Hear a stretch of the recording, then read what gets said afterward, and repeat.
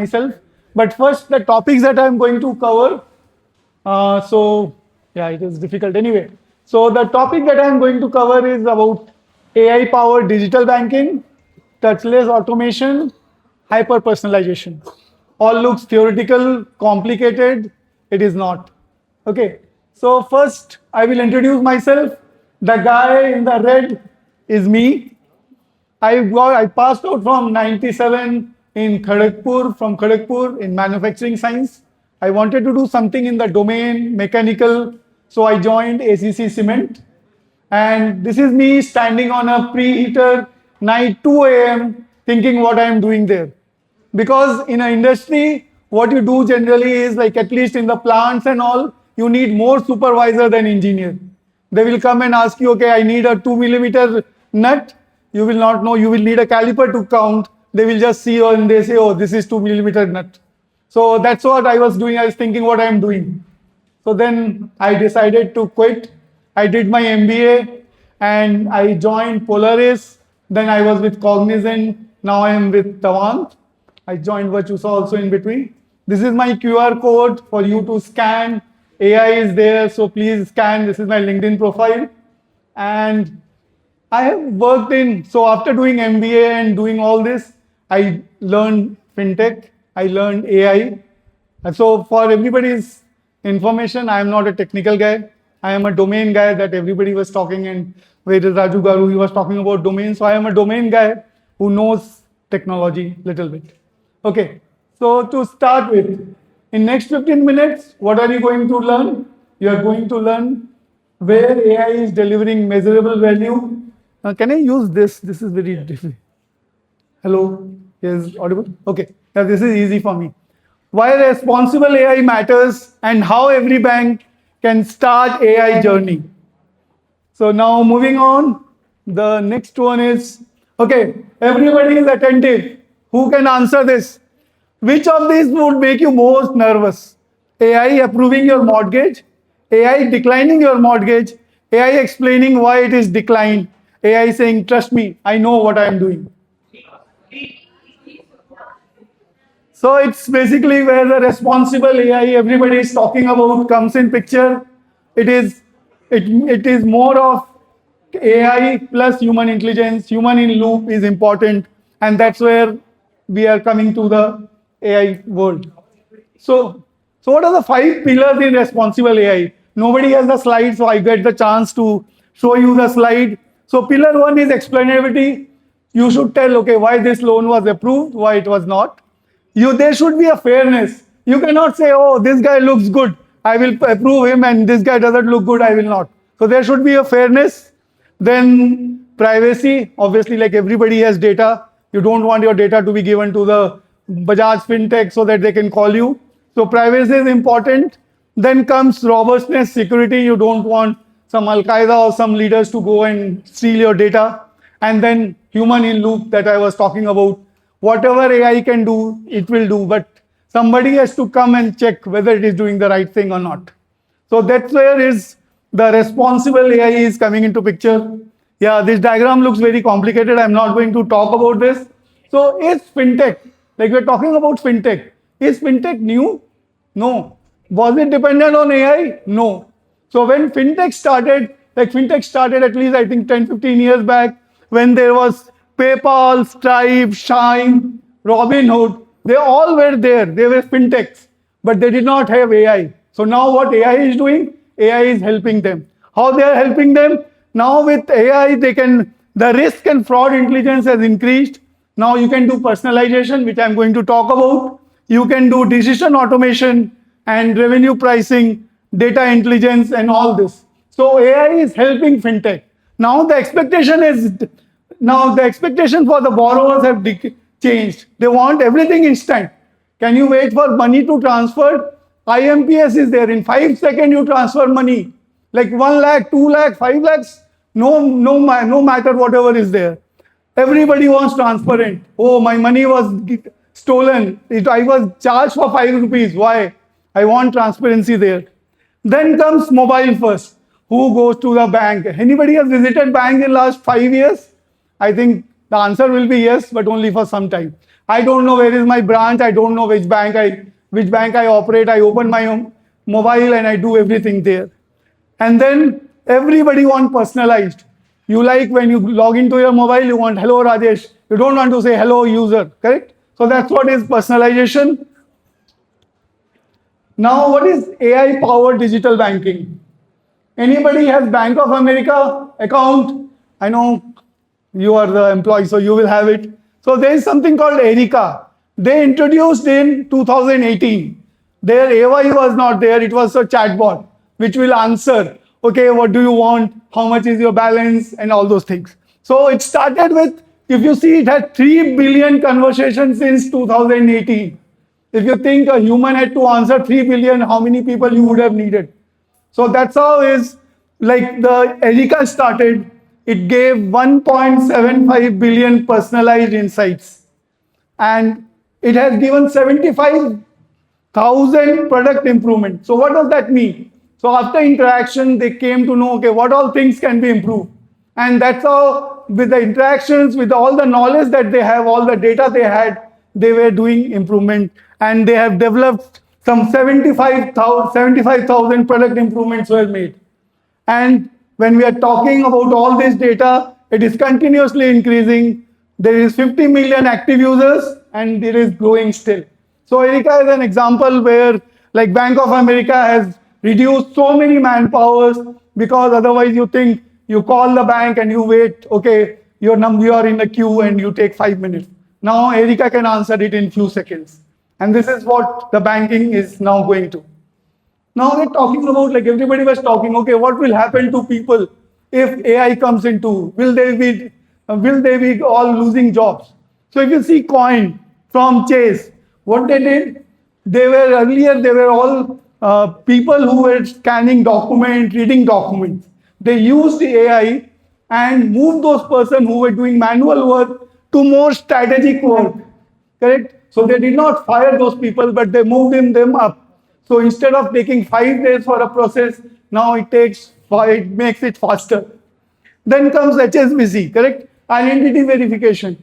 You need your Aadhaar card, you need to take printout, you go to bank and do that. Now nothing is needed. You can open you can open an account in few seconds. Your Aadhaar is linked, everything is linked, and that's what HSBC also did. And then virtual banking assistant like Erica, what Bank of America did, Capital One is also trying to do the same. So I am working with Tawant, and this is our product, touchless lending. So I don't know how many of you are aware of mortgage in US. In US, after you finalize your house, to get approval, it takes, like we call it closing in US, like to get the signed document and everything, it takes around 40 to 50 days. Why? Because first thing is you have to fill up the application. Filling up application, you will miss some field. The officer has to call you back to fill that field. So after application is completed, you need to submit documents. There will be like some document you need to submit, some document the company will find out, like what was your credit score, do you have enough employment. So there are around 250 manual documents reviewers involved. So now all those documents has to be reviewed, and this all takes, and like the worst thing that happens for why it takes 50 days, you call the person, oh, I need one document, you review, oh, 2 more documents are needed, you call back. So this cycle takes a lot of time. So to reduce that, what product we have come up with, we call it as touchless automation. So what it does is after the documents are submitted, they start the OCR and they try to find out what all things are missing. So instead of manual review, this system automatically find out what all things are missing. So if you see this, the 104 insights, I can't read what it is. Yeah, 104 inquiries are there, and there are so many of the 40 of the conditions were raised. So this was just a credit rating. So from the credit document, they found out what all things were missing, and then they said, okay, there is something like you said your name was this, but your credit document says this. So instead of a person going and manually evaluating each document, finding out the error, this process can find out all the conditions. So the person who takes like for 2 days or 3 days to do this, it can give it in seconds, and that's how you can improve the process. So from 42 days now you can reduce, because many of the manual process is now reduced. And the other thing, with manual thing, there is a chance of error, correct? You see that, like for me, when I went to Hong Kong, my city name, my date, my place of birth spelling was wrong.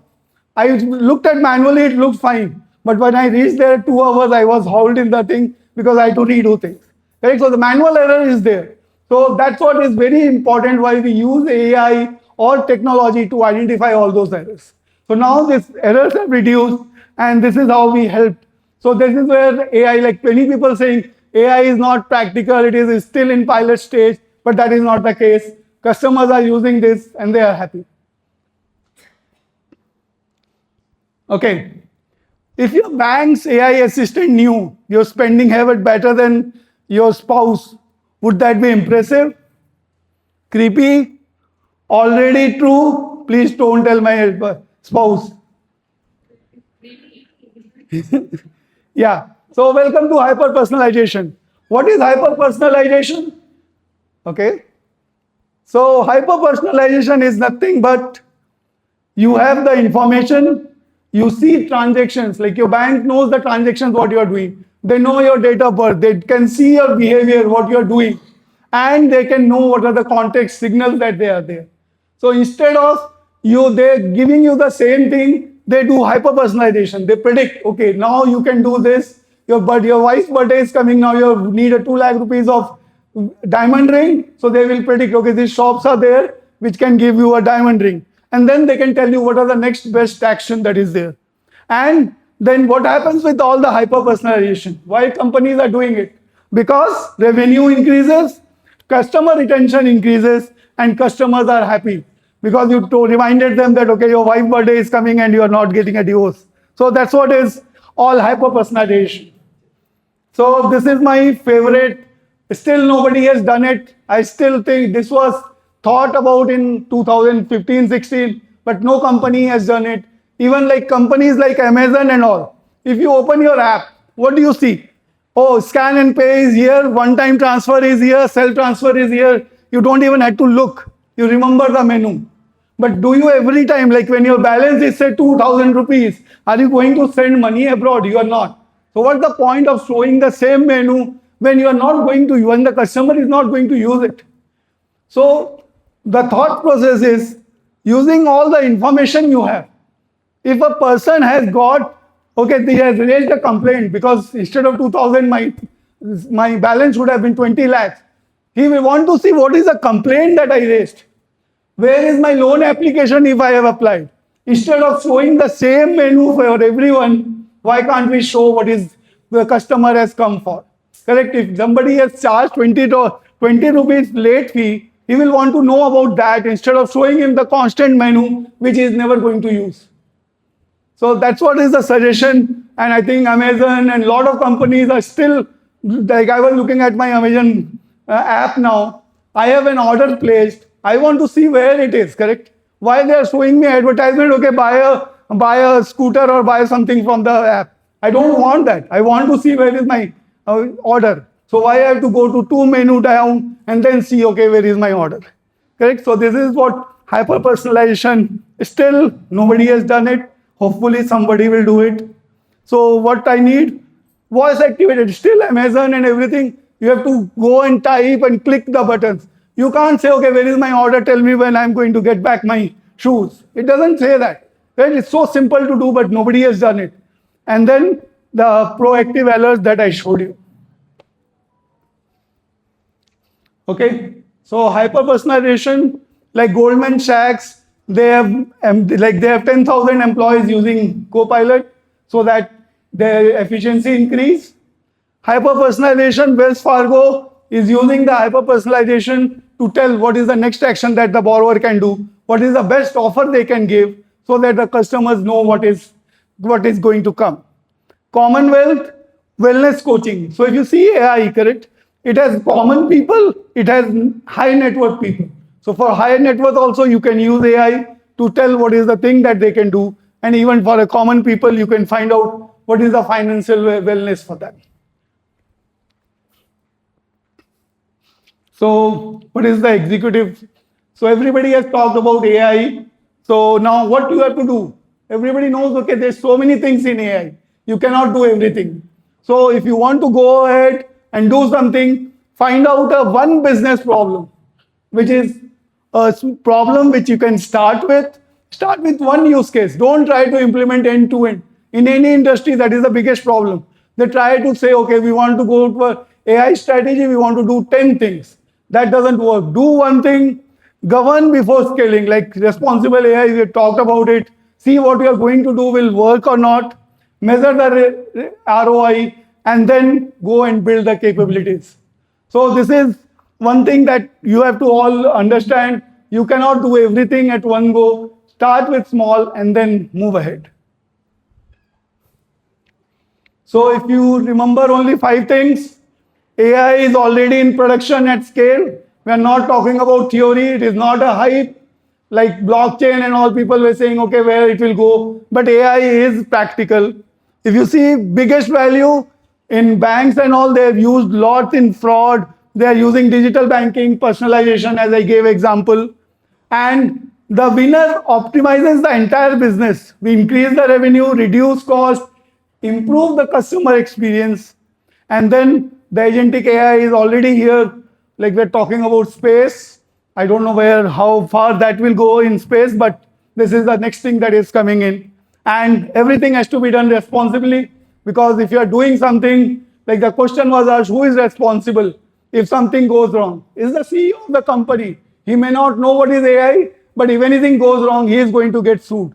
Correct? So responsible AI is important. And this is my last slide. Thank you. Questions are welcome. Banks won't be replaced by AI. They will be replaced by banks that use AI responsibly. Thank you, everyone. Any questions?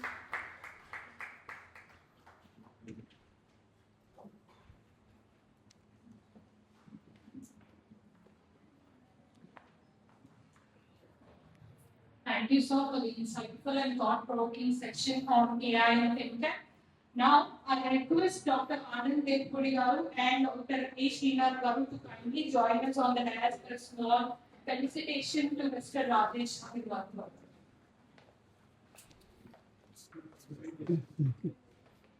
Nice, very nice. Now you're working for which organization? Tavant. And Thavant for this one. Demand. Tavant. Tavant. Thavant.